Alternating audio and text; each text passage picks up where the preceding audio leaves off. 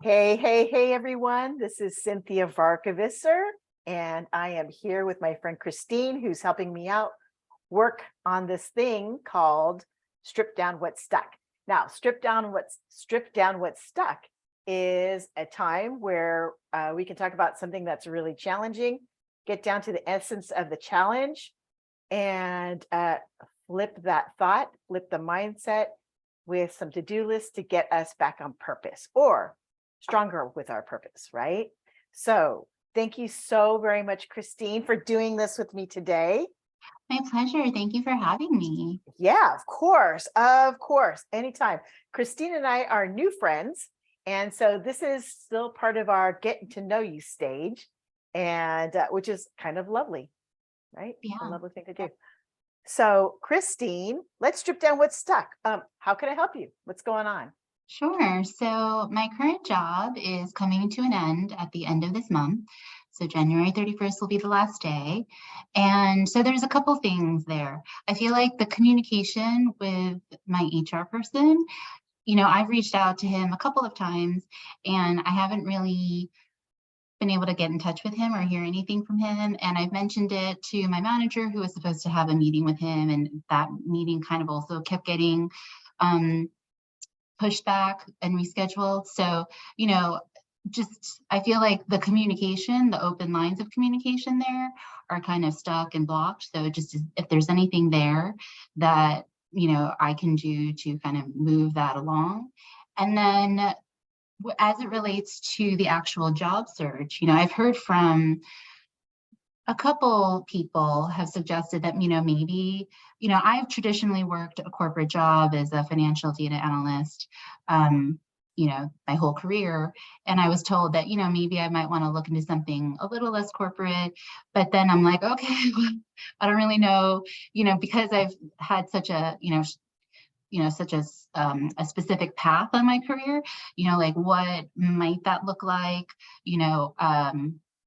I've been meeting with recruiters, but like, should I go a different way? Should I look a different way? Like look into other options, work with different people.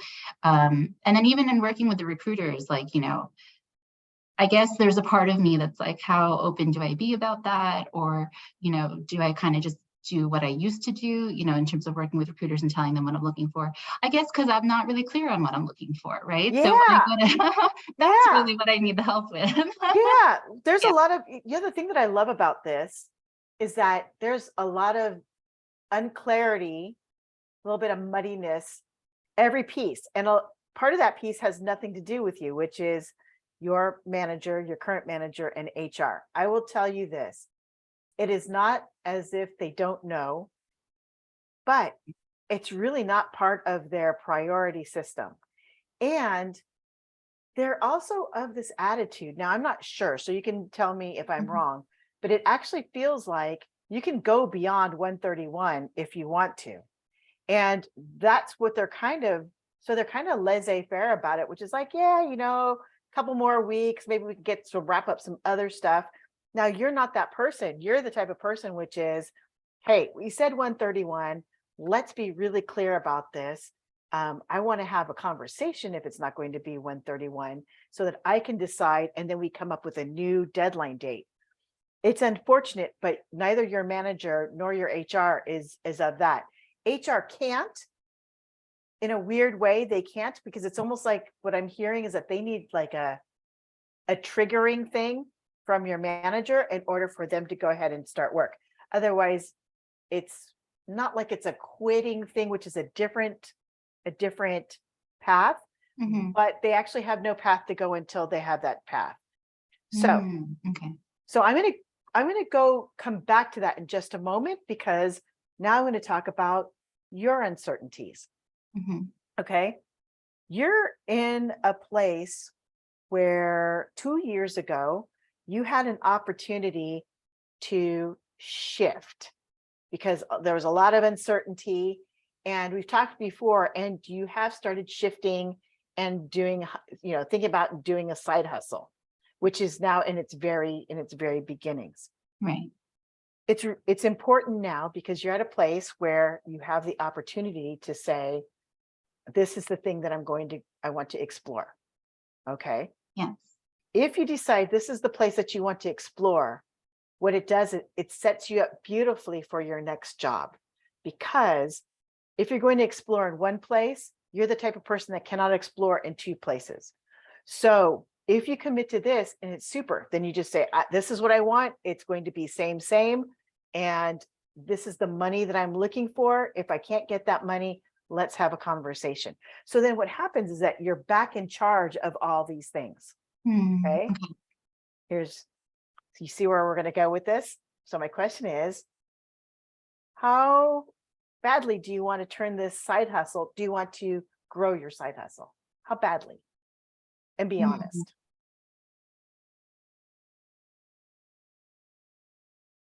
That's a really interesting question, because my initial instinct is really badly, right? Like this is really, I really struggled for a long time of like, what's my purpose? Why am I here? And I feel like I finally gotten to a place where I at least have a better understanding of that. And that's what this side hustle will allow me to do. Sure. But I also recognize that,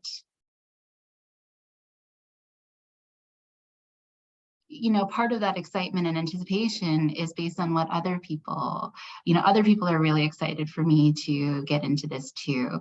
And while I really appreciate that, I'm wondering if maybe it's a little sooner than I'm ready for, right? And because exactly like you said, I like to have a lot of certainty. I like to have a lot of structure. And, I'm learning to be more okay with some of the unknown and the uncertainty. I just know that sometimes, and that's actually something that's been frustrating for me too a lot, is like, I don't necessarily move as quickly as I would like to. I look at some other people and like they have this plan that's very set and like they're moving so fast, and I'm like, wow, I wish I could do that. And it just hasn't been who I am up until this point. So we talked about like, yes, I've been taking baby steps, and maybe they're like micro baby steps, and how do I don't know, like, I'm not even really sure what the question is, right? Because like, I want to honor my timeline, but at the same time, if I'm able to do things, if I'm able to move things along, that'd be great too, right? So let's talk about this. Your timeline is way more elastic than you give yourself credit for. So I'm just going to call it like it is. Okay. So you want so much certainty in everything that I can say by July 27th of 2023, there's going to be this shift. And based on this shift, this is when everything is going to click into place. It's unfortunate when people, not that part is unfortunate, like you wanting that. But here's what happens when people look for that kind of certainty, they actually miss the big opportunities, right? So an example, a lot of people used to come to me when they found out that I don't give a date without having some of the responsibility come back to my client, is when people say, when am I going to find Mr. Right? When am I going to find my soulmate? When am I going to find that person? So yeah, I can totally do the date, but what happens is then what I find is that people stop their forward momentum. Okay. So here's the thing that's really funny for you. Your fear is not about your timeline being slower than everybody else. Your fear is that your timeline is going to be faster than what you're capable of. And that's a myth. Okay. That is a myth. So I'm going to give you one timeline as an example. All right. If you were to just tell your recruiters, I want the same or better. And when I say or better, it's not so much out of my comfort zone. So I would like a little stretch, but I am really not thinking about advancing my career at this time. Right. Okay. That's fair that's a truth, right? Yeah. So now what that does is that gives everybody a little bit of leeway and it gives you a little bit of breathing room. Okay. Then what I would recommend is that it gives you space to really check out what you want to do with this business side hustle. Do you want to just do it for community? Do you want to do it as your service commitment to humanity? Or do you Mhm. want to turn it into a business? Right. Okay. Once that happens, once you make one decision, things are going to fall into place. But it's really important for you to, they're not even steps, they're just decisions, right? Right. So I would recommend the decision of very little change in your work. Okay. Okay. Because if you get bored and you decide that your side hustle doesn't pan out, maybe it's not what you thought, or maybe that's something that you want to do 5 years down the line, which you don't. It will make you very sad. Did you feel like, oh, 5 years, that's a long time? Yes, I did. I also, when you said, with the job, just keep it very much the same, I just felt this sigh of relief too. I was like, Great. yes, like that's what I want to, right? So Right. yeah, So that that part's done. That part's mm-hmm, done. So yeah. now you're back being in charge of 3/4 of your life. Mm-hmm, yeah. Okay. So now here's the other piece, which is to have a communication with your manager. Okay. And your manager really, I'm going to just say the words. Your manager doesn't give a fuck what your last date is, really. So you get to decide, do you like this job? I do. I really do. The only reason I'm leaving is because I recently relocated and they're not set up to have employees from this new state where I live. So Gotcha. they're actually, I mean, it's mutually that, it's a mutually agreeable that like we both, if I could stay there longer, like I would, So it's not that I'm unhappy there. It's just there's this situation that's kind Yeah. of making me It's leave. Yeah, logistics, right? So it's just exactly. logistics. Hmm. So here's my recommendation is make it as pristine as possible. So you make it very not public, but you make it like by email so that there's a paper trail, right? So you make Hmm. it very paper trail like, where you say, I have this understanding that it's the 31st. I would like to continue on. I just need to know. Right. And if I continue on, what do you say about this date? And you decide the date. Mm, What if you made it? okay. What if you made it 12/31, 2023? That would be awesome. Okay. So Yeah. here's what will happen. What will happen is now you're still in charge and your manager will have to respond, Hmm. right? Because you could Right. just say, based on what we have, it doesn't appear like this 131 end date is going to happen. So let's just extend it out to 12/31, 2023 and send it out as you need. The protocols. I Right. don't. So because I would say tell the whole world, right? Hmm. But so work your protocols. And then what happens is now you're relaxed again. Keep the recruiters on the line, because you can always say, hey, we've renegotiated to 12/31. Yeah. And what happens is that it remains within your integrity of clear communication. It puts you in charge in your timeline, and it actually puts you in charge of all the situations, which is something that you're not used to. You're Hmm. used to saying, I'd rather negotiate, but they come up with the Right. date, the time, the price, and all that stuff. Hmm. You don't need to do that anymore, because you really don't give a shit, right? You do give a shit, but you don't give a shit because it's not like you don't like anything about any of this stuff. Right. Okay. Okay. Does that make sense? It does. Okay, great. So now that we've got all that stuff taken care of, let's talk about your side hustle. Okay. Okay. Do you feel comfortable talking about your side hustle here Yes, on I recording? do. Great. Hmm. So we're going to talk about your healing practice. Okay. So what we just talked about, unclarity in your work and things like that, actually stems from your healing practice, because being unclear in your healing practice, you're not really sure what that's going to look like, which then affects your work, which affects all these other things. Okay. Hmm. So now we're down to the crux of it, which is, what the hell is my healing practice? Right? Yes. Okay. So because we don't have a whole lot of time and I don't want to make it too personal, Mhm. what I would recommend is that you try them on like pairs of shoes.